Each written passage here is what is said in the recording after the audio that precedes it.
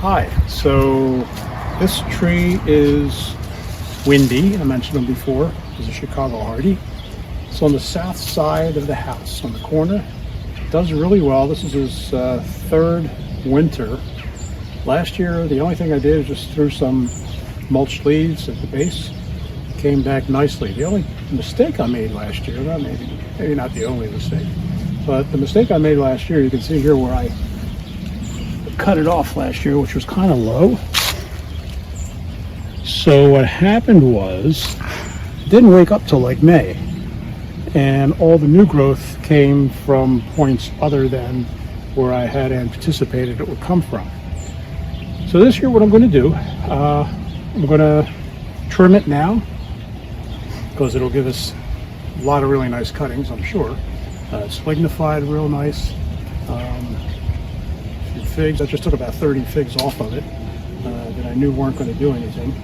And what I want to do is cut it to about this height here, so that next year that's where it'll start from. It'll strengthen the wood down further. The new wood will grow from there, and hopefully we'll have a really nice fig crop for next year. So first thing I want to do is I'm going to cut some of the big ones off using a saw. And I know everybody says you should put alcohol on your cutter, on your clippers, your trimmers, also on your saw. Just make sure, cover it nicely. You don't want to be spreading any germs from one tree to the other or from other plants to your figs. So what I'm going to do, I'm going to cut this one here that I said I wanted to do about this height. This one I'm going to take off altogether. This one here I'm going to cut in between a couple of nodes. So I'm going to take that right there.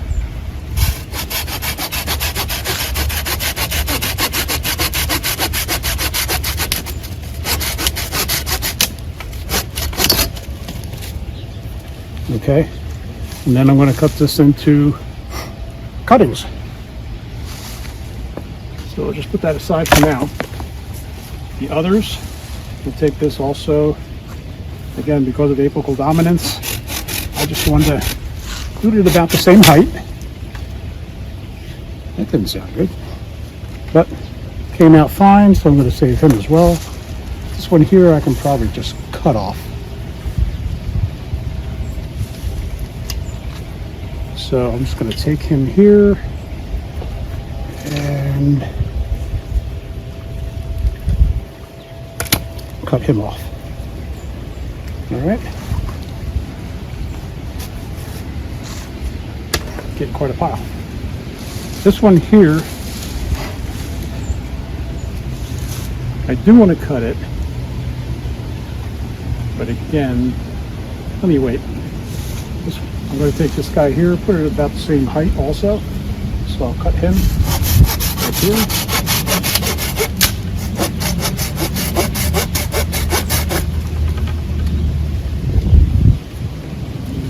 Looks good.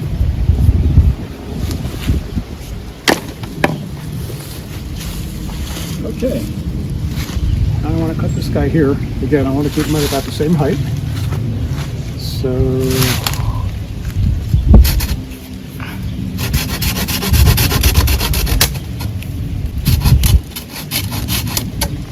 there we go.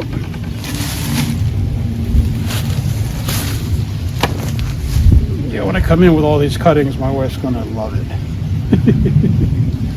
So anyhow, that's the last I'm gonna have to use the saw for.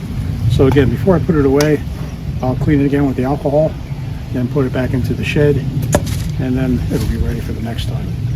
What I do want to do is clean out some of the other things. Some of these small guys, we'll cut them off. This one coming right out of the center, that was a sucker, came up this year, and I don't know if he didn't get a whole lot of sun or what happened, but I'm going to take that. He's right coming out of the base. So I'm going to go around and find here and cut that from the base. So you cut him right here. There we go. Then while I'm down here, this one here, he's kind of a little scrawny thing growing sideways. Because what I want to do is make sure that the center of the tree stays open a little bit at least.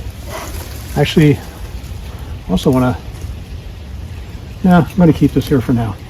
Next year in the spring, I'm probably going to take this off and this off. But since we had a nice branch right here, I'm going to give it a chance next year to do that again and maybe get a stronger branch for us. So this guy's good. This guy here,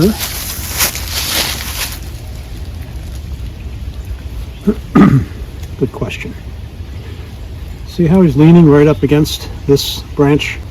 And you can see down here is already a little bit of rubbing. So this one I definitely want to get rid of. This one I also want to get rid of because it's rubbing already. So I'm going to cut it right along here. And I have to go get my saw again. Not quite done yet.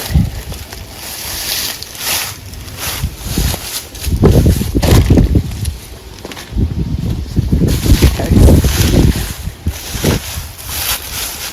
So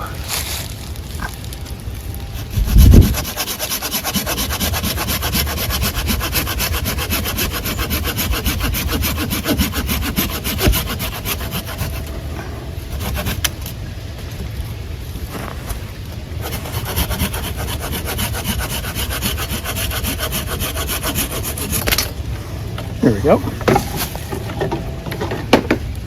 Now we'll have a little more room for this guy for next year, but I am going to cut him down to about the same height as the other guys that I just cut. So I'm going to take him right about here. Okay, this one, I don't know where he's trying to go, but he's going that way. So what I'm trying to decide whether I keep this guy or this one. And I may, see how he's starting to go up?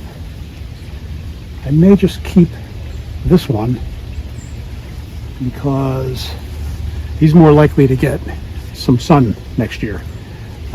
This guy here I'm going to take off.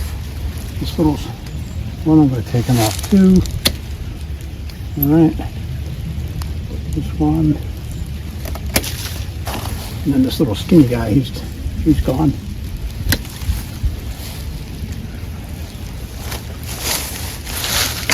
Another little skinny guy coming out of the bottom. Let's take him off.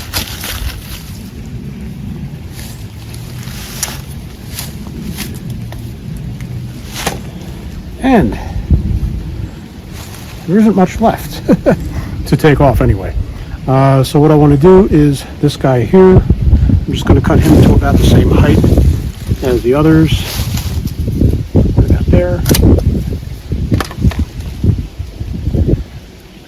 And that's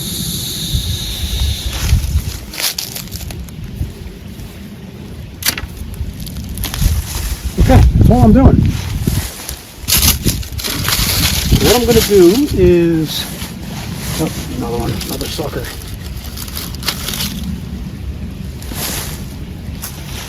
So what I'm going to do now is get some mulched leaves, wrap it all the way around the bottom of the trunk, just like I did last year, and hopefully that'll be all we need to do for the winter, and he'll be nice and healthy in the spring.